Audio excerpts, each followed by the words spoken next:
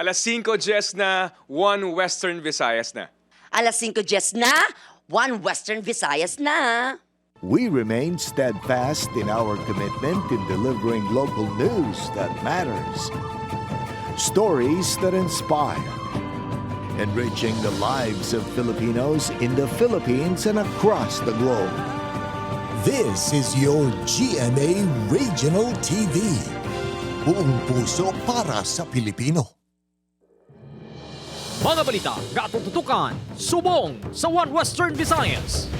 Inaaligar menor de edad nga badyaw na hulikam nga nagahimo sang binastos nga akto sa establishmento sa Santa Barbara, Iloilo. Samtang babae nga nangawat sa isang kabalay sa Iloilo City na hulikam. Bad news! Malapnagon nga brownout sa Bacolod City sa weekend. Madayon! Apang good news! Banguntion nga may magaluntad nga brownout, mas ginpalipot. PRO6 Director Brigadier General Jack Wangki nagpahayag nga hindi matuod nga may quota system sa anti-illegal drug campaign sa Western Visayas. Paliskad sa pahayag ni Lieutenant Colonel Joby Espinido. Kag nagkalain-lain nga aktibidad, ginhiwat kadungan sang selebrasyon sang buwan ng wika.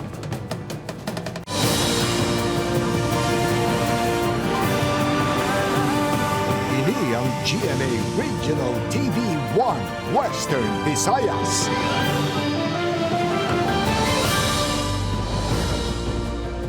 Mayong hapon, live sa GMA Iloilo Station. Ako si Gertrude Charlatan.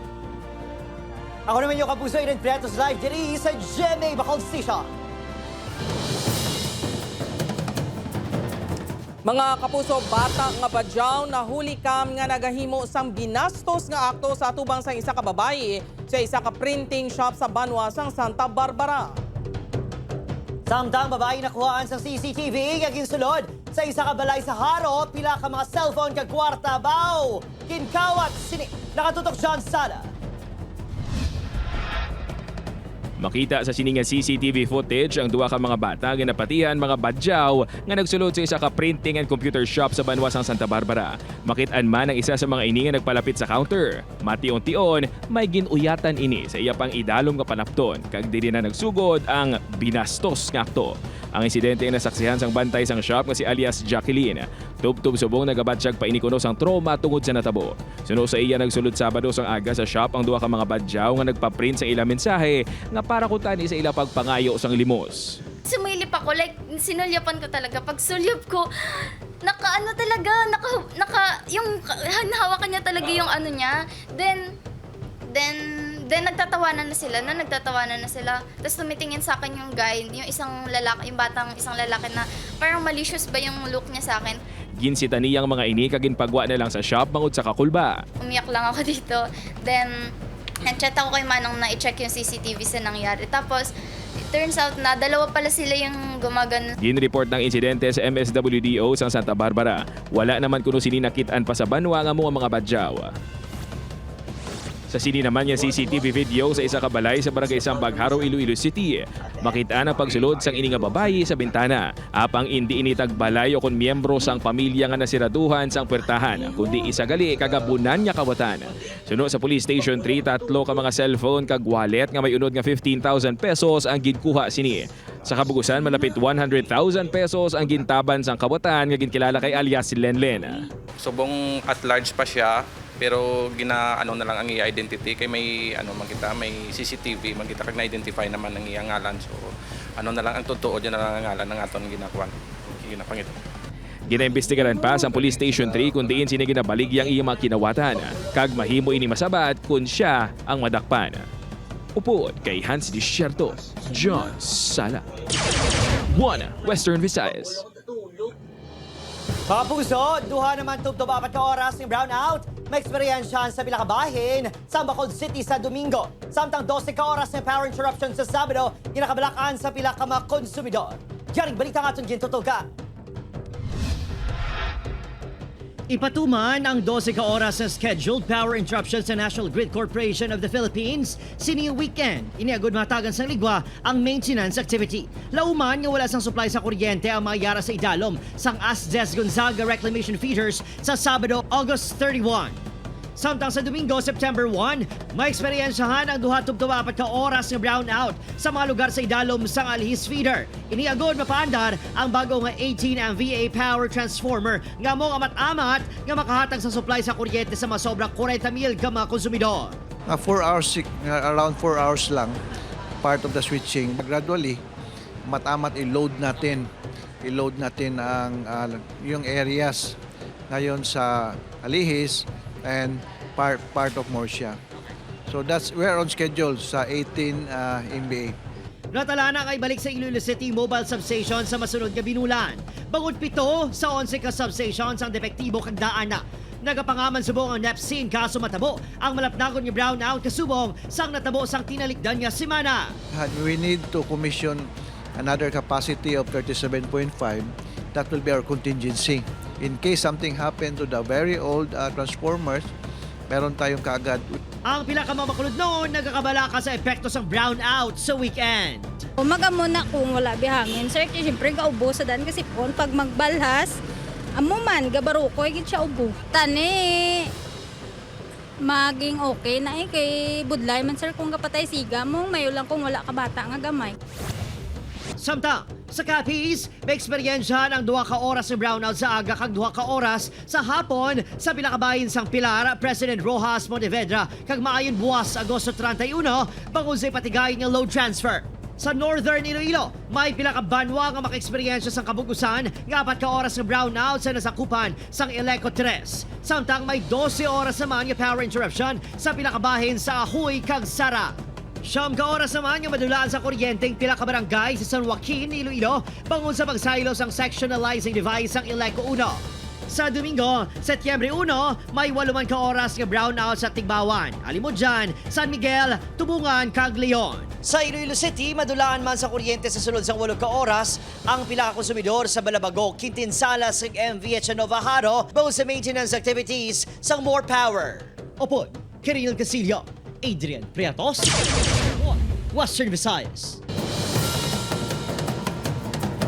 Isa sa 180 ka barangay sa syudad sang Iloilo ang nagapabilin nga wala sang kaso sang dengue. Mga tikang nga ginahimo sang barangay hibaloon sa pagtutok ni Kim Salinas live sa Barangay Mohon, Arevalo, Iloilo City. Kim?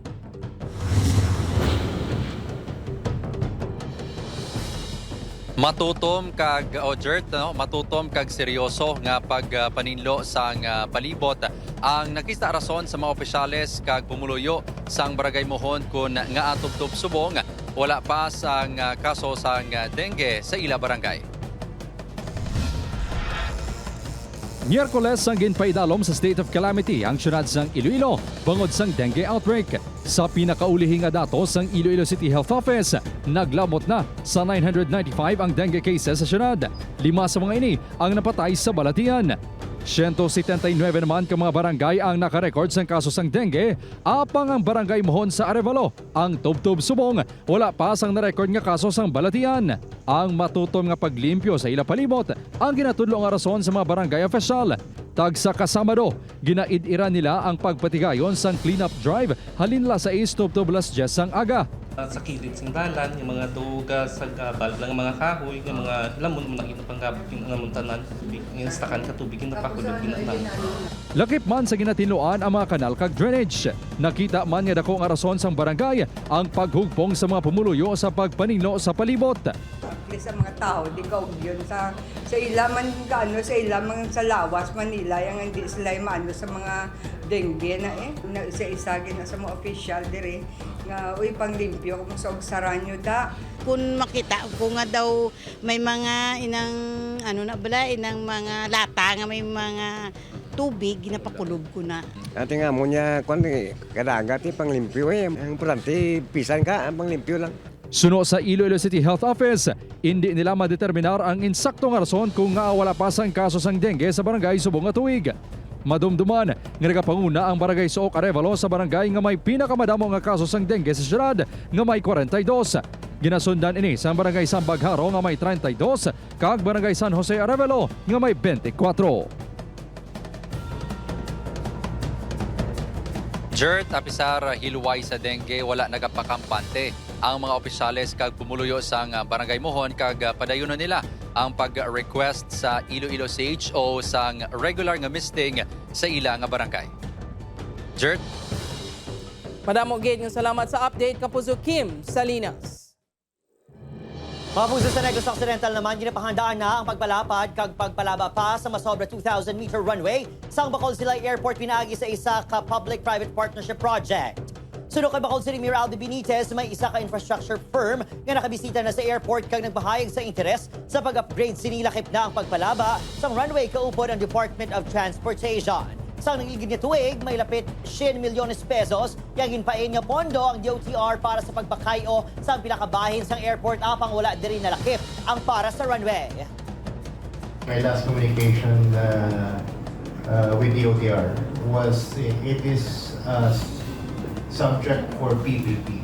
There was an original proponent but wala kagiho. As of now, I know may isa nga nag-propose for the Bacolod Silay Airport upgrading and improvement. Mga kapuso na narisaring aktibidad ginhiwat kadungan sa pagsaulog sang buwan ng wika. Pila ka mga estudyante game na nag-translate ang English words kag sentences sa Filipino. Ini ang gintutukan ni Kim Salinas. Tagsa kabulan sa Agosto, kinasaulog sa pungsod Pilipinas ang buwan ng wika. Tinutuyo sini nga mapasanyog ang Filipino bilang pambansang wika kag makapukaw sang pagpalangga sa Pilipinas. Sa pagtakop sang bulan, nagkalain-lain nga mga aktibidad ang ginpatigayon sa mga bulutuan. Sa Rizal Elementary School sa Tanza Esperanza, ginabanta 100 ka mga estudyante ang nagpartisipar sa selebrasyon. Ila sa mga kompetisyon nga ginpatigayon ang mga pagbabalita.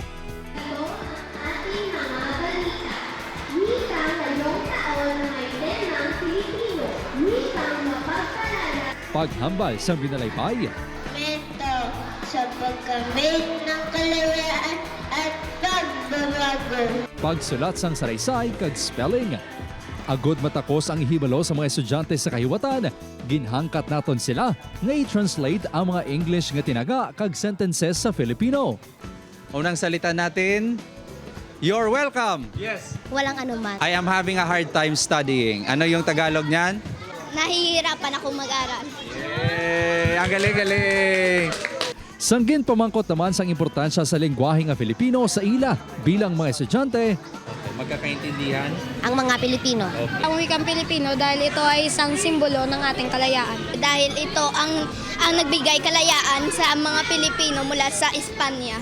Ang mga aktibidad kag kompetisyon ang kabahin sang pagduso sa bulutuan nga ikabuhi ang simbolo sang selebrasyon. Ma-encourage na masarap ang pagiging Pilipino, ang kanilang pagiging nasyonalismo para lalo pang pagbutihin ang kanilang pag-aaral para sa ating bansa. Naghiwat man ang bulutuan sang Pistang Pinoy, laro ng lahi kag pagkaing Pinoy. Upod kay Marvin Lauderes, Kim Salinas, 1 Western Visayas.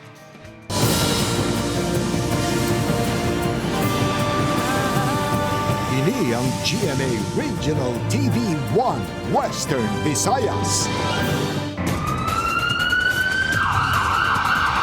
Police Regional Office 6 nagpanindugan nga hindi matuod ang reward kag quota system sa illegal drug operations ng kapulisan. Baliskad naman sa ginbuyan nga pahayag ni Lieutenant Colonel Jovi Espinido. Si John Sala nakatuto. January 19, 2020, sang asod-asod nga gitiro patay ang drug personality nga si Alain Muller sa distrito Sangharo kag ang negosyante nga si Delphine Britannico sa La Paz. Nagwa sa investigasyon sa otoridad nga si Muller ang isa ka drug personality nga ginapatihan ng biktima sang extrajudicial killing. Samtang si Britannico nadalahig lang matapos sa diskubrihan sini ang mga sirkumstansya sa amuha krimen. Ang mga ginatudlo ka sospek amo sa Corporal Jerry Villanueva, Corporal Joseph Hoven kag duwa ka mga John Doe. Naulamid man ang ngalan ni Staff Sergeant Michael De Felipe nga ginatudlo ni Hoven nga kaupod dila sa getaway vehicle. Ang hungod nga pagpatay sa drug personality sa drug war ang nangin sentro sang diskusyon matapos ginbulgar ni Lieutenant Colonel Jovi Espinido ang quota kag reward system sa PNP. The other quota naman at saka yung reward system, alam ng mga pulis lahat yun, Your Honor, Mr. Chair, na patayin may reward. Kung mamatay yung nasa watch list, may reward system yon ang ibigay. Your Honor, Mr. Chair, maski may kasalanan yon o wala, may ginawa na totoong nabaybas o wala, Gintinguan sa news team ang mahibaluan ng status sa mga pulis nga nadalahig sa krimen apang wala na naghatag pa sa ang detalye ang PRO6. Dugang pa ni Espinido ang lista sa mga ginakabig quota targets ang naghalin sa intelligence community kag ginahatag kay Anay Presidente Rodrigo Duterte. Bagay nga hugot nga ginpanginwala ni Police Regional Office 6 Director Brigadier General Jack Wangki. Not that I know of. There's no such thing as ginahambal nila ng mga kota. Isa sa mga opisyal sa PRO6 nga aktibo sa away kontra iligal nga droga, si Captain Ryan Inot, isa sa mga team leaders ang RPDEU. Suno sa iya halin sang naging pulis ini kag naging kabahin sang RPDEU, wala sang pressure, wala sang pagpato-pato, kag wala sang baydanay sa ilahanay. Trabaho lang din kami, sir. Kung sino tong mga possible target na identify, trabaho ang ginamang, sir. Wala kami sa quota system, sir. Upod kay Hans Desierto, John Sala. Buana, Western Visayas. Sa isa sa mga suspect nga nagpangtiro kag nag-hold up sa mga sakay sa isa ka delivery van sa Banwa sa Lambunaw sang 2022 nadakpan. Samtang duha ka lalaki arestado sa Banwa sa Igbaras matapos makuhaan sang peke nga sigarilyo. Si John Sala nakatuto. Matapos ang halos 2 ka tuig nga pagpangita, tigayon niya nadakpan ang isa sa mga sospek sa pagtiro patay sa driver kag pagpang-hold up sa ginamaneho sini nga delivery van sa barangay Pasig, Lambunaw, Iloilo sang September 2022. Ang sospek ang ginkilala kay alias Jong ang ginserbihan sang warrant of arrest sa barangay San Vicente, Colase, Antique. Siya ang ginatudlo nga gunman. Wala man ini nagbato o nagpakadiga suno kay Tayona sang ginaresto. Manumduman niya ginbawian sang kabuhi ang driver sang van nga ginkilala kay Jerry Paldas, 44 anyos. Samtang pilaso naman ang mga painante siniga sa day Albert Marduquio, 37 anyos ang kabatuan kag Jeriel Nalangan, 35 anyos ang kalinog. Ini matapos ginbanggaan sa lugar kag gintiro antes gintaba ng 591,000 pesos nga kwarta. Samtang dakop naman ang 2 ka mga sospek matapos makuhaan sa masobra 30 ka pakete sang smuggled nga mga sigarilyo sa Banwa sa Igbaras, Iloilo. Ginkilalang mainik ang alias Ray, 38 anyos, residente sang Barangay Veterans Village, Iloilo City, kag alias Pink nga nagaserbi driver. Gilayon man niya ginkumpiskar ang mga sigarilyo kag gindala sa police station. Ginataga naman sang citation ticket ang 2 sa pagbayular sa provincial ordinance. Gilayon man ang mga ini nga ginbuyan. John Sala. Buana, Western Visayas. Sa iban pa nga balita, isa ka Ilonggo, aminado nga nagapaidalom sa Glutadrip apisar nga nakahibalo nga hindi ini aprobado sang Food and Drug Administration. Health expert liwat nagpahanumdum sa publiko nga hindi safe ang Glutadrip. Ini ang gintutukan ni John Sala. Suki sa mga male beauty pageant ang 25 anyos nga si Jomar. Gani importante kuno nga tipigan sini ang iya good looks. Maputi na nga daan ang iya panit, apang bangod luyag pa sini nga mas mangin glowing kuno ang iya nga itsura. Nagapag-Glutadrip ini. Sa isa ka klinik diri sa syudad sang Iloilo nagapag-Glutadrip session si Jomar. Kagtag sa ka session, nurse kuno ang nagatublok sa iya. Aminado ini nga hindi aprobado sang Food and Drug Administration. Apang nagsigi ini sa gihapon para sa iya handom. Nakagi ko avail sa Glutadrip services. Nag-start gini siya sa pandemic.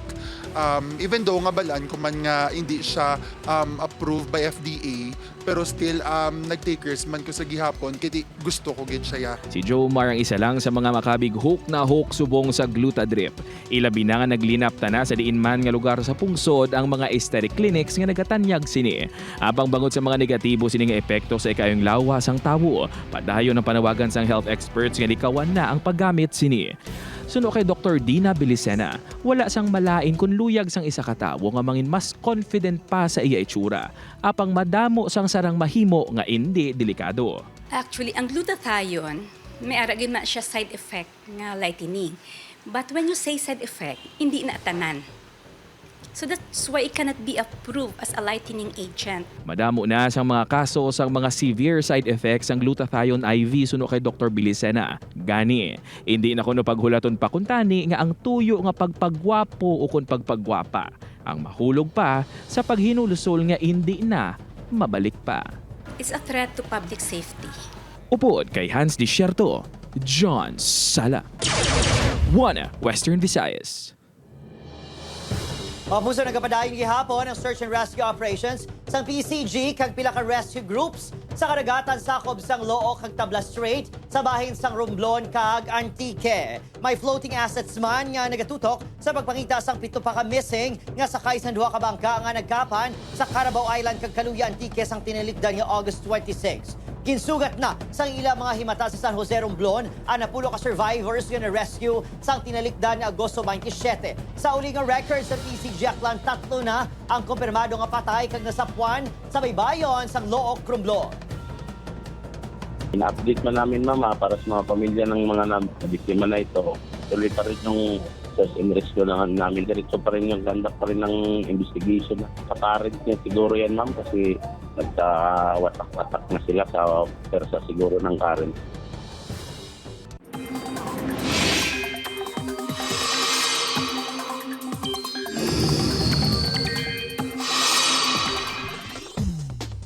Mga puso, manginhanda ihapon sa ulan nila sa hapon, ukon gabi. Sunod sa pag-aasa, bisan sa nakatundan nga bahin sa Luzon kag Visayas na lang nagalugtad ang mahina nga habagat posible sa gihapon ang localized thunderstorms. Magluwas dira, may mga ginabantayan man yung weather system sa sulod kagwa sa Philippine Area of Responsibility. Isa diri ang madamon nga panganod sa may West Philippine Sea kag ang isa naman yara sa nasilkil nga bahin sang Mindanao. Posible ini nga mangin bagyo sa masunod nga 24 oras kag magasulod sa PAR. Base naman sa datos sa Metro Weather, lapta-lapta nga pag-ulan halin sa hapon tubtob gabi ang lauman sa Panay Island pati man sa Negros Occidental subong adlaw. Subong man sa iban pang bahin sang pungso.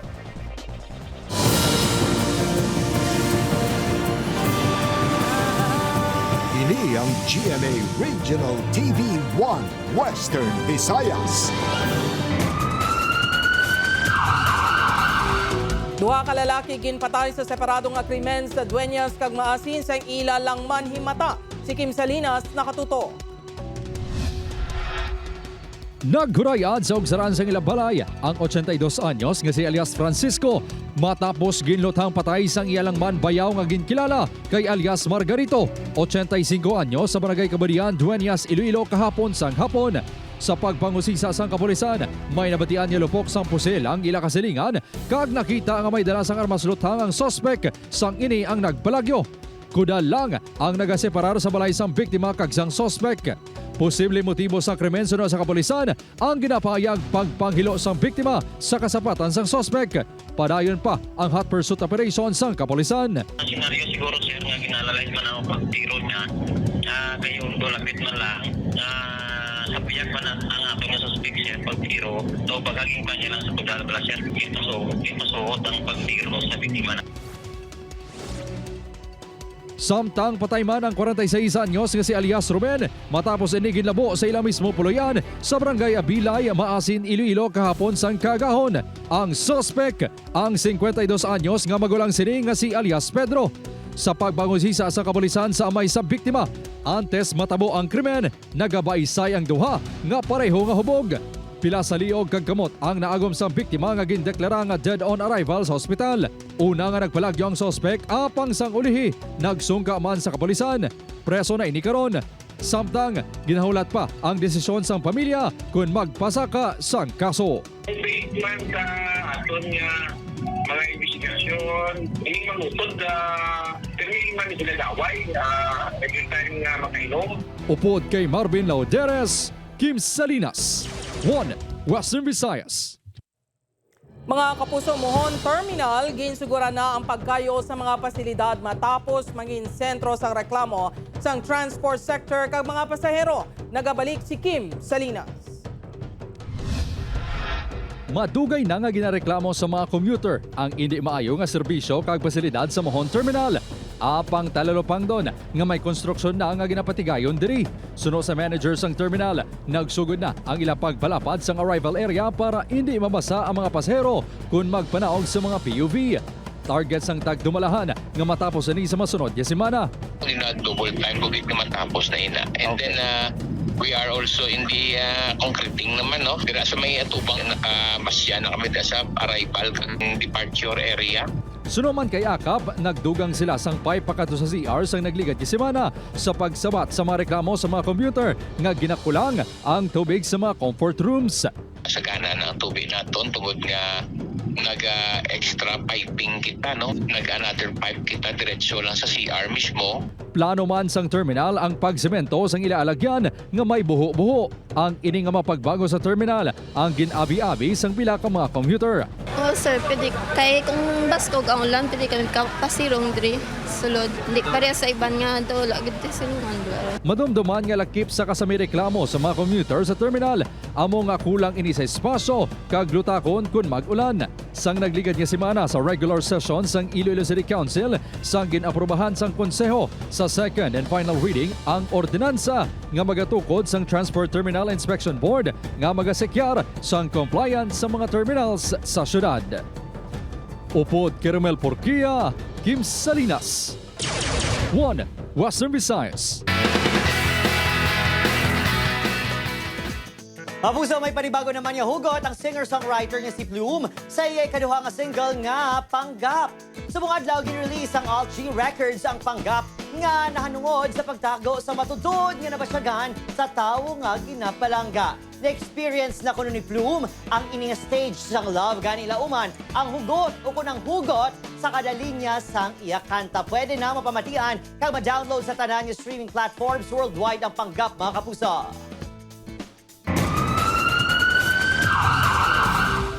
Padrasto ni Pearl Joy nga ginakabig isa sa mga suspect sa pagpatay sa biktima liwat nga nagpanidugan nga wala sang kahilabtanan sa krimen apang nag-ako nga ginmolestyan niya sadto ang manak. Si Aileen Pedreso nakatuto. Nag-atubang na ang Padrasto nga si Rene sa NBI Bacolod subong nga adlaw. Si Rene ang isa sa mga suspect sa kamatayon sang 15 anyos sini nga manak nga si Pearl Joy Galvez. Hugot ini nga nagpanindugan nga wala siya sang kahilabtanan sa krimen. Diba nakatagman ako nga kon statement sila. Mula na, testify sila nga wala ko kahilabtanan sa natabos ba. Tabo kami na sa una, sir. Statement ta sa kaso yung sumoma. Sunod sa hepes ng NBI Bacolod, nabudlayan sila sa ginhimo nga interogasyon kay Rene. Siya nakikipag-cooperate sa amin. Pero as of now, he is not willing to cooperate. May mga nilatag kami sa kanyang conditions. Unfortunately, talagang ayaw niyang makipag-cooperate. May mga questions kaming pangsukol sa kanya. Ayaw niyang i-confirm. Wala kunugin sabat ni Rene ang mga pamangkon, kaangay isang pagbaylo o kung pagbaligya sini sa manak sa sindikato. Ang gituad lang sa sospek, ang pagmolestya kay Pearl Joy, humalin pa sang 12 anyos ang dalaga. Katulad nung pang-momolestya niya sa anak niya. Sinabi niya, nagawa ko. He is willing to take the risk. Tandaan natin, we are not dealing with an ordinary criminal. Sa paglantaw ng NBI, may mga ginatago pa ang sospek. Sa karon, wala pa sang sarang mapasakaan sang kaso ang otoridad. Samtang kagabi, nag-turn over ang isa sa mga himata ni Pearl Joy sa Police Station 9 sa anong tanan ka sachet sang suspected shabu nga nagabaloro sang masobra 200,000 pesos nga ginapahayag na recover sa balay mismo sang iloy ni Pearl Joy. Kung naligog siya ni ang diniper nga isikeron mamangitang boarding house nila na mga inalay pang ipiron pag magpamilyo dito sa aksidente yan na diskuga ang sa sachet na ginagin siya po. Wala pa rin natalagod. Upod kay Ruel Bangoy, Aileen Pedreso, 1 Western Visayas.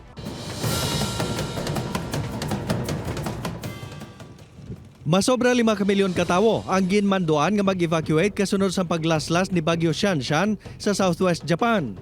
Ang bagyo nga nagadala sa hangin nga may kabaskugon nga nagalabot sa 180 kilometros kada oras kag ginakabig pinakamabaskog nga nag-igo sa among lugar ang nagtuga sang kamatayon sang 3 katawo kag pagkasamad sang madamo pa.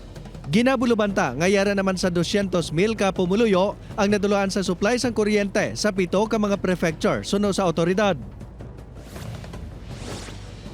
Nagbiya sa ilang mga ilistaran ang mga pumuluyo sa Santa Cruz Region sa Bolivia agod makalikaw sa halit nga dalas ang wildfire nga madasig nga nagalapta kag ginakabig pinakamalala sa kasaysayan sa pungsod. Sa subong nga tuig, nakarecord ang Bolivia sa mga insidente sang sunog nga naghalit sa ginabulubanta 3 milyones ka hektarya sang kagulangan kag propiedad. Ini ang pinakamalala nga mga insidente sang sunog sa pungsod sa nakaligad nga 14 ka tuig. Madamo naman sa mga firefighter nga gin-deploy para magpakigbato sa sunog kag mag-evacuate sa mga pumuluyo.